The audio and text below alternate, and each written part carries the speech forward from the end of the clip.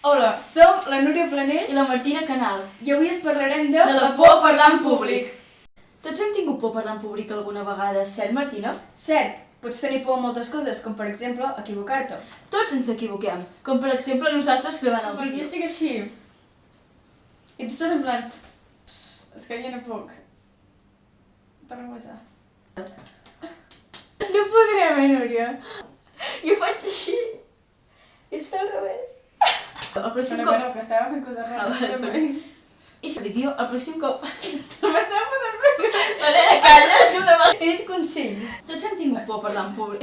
M'estava rascant l'ull. Equivocant-nos, no? Equivocant-nos. Ara m'havia sortit bé, Núria. I la Núria que no... Jo super sèria, en plan... És que com ho fas? Has vist, eh? Una pausa!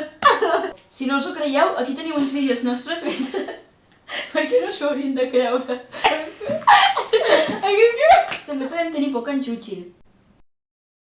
O les burles. Com superar-ho? Per començar, has de tenir clar del que vols parlar, i això segurament et dona molta més confiança. Practica. I un cop tu sàpigues, practica més. Fins i tot pots practicar davant d'un familiar o d'un amic. Això et donarà seguretat. Però de no pensis en el públic no serveix per res. És veritat, perquè si estàs nerviós no et pararàs a pensar en això. En canvi, pots pensar que tothom que t'està mirant ha estat a la teva posició en algun moment. I que saben pel que estàs passant.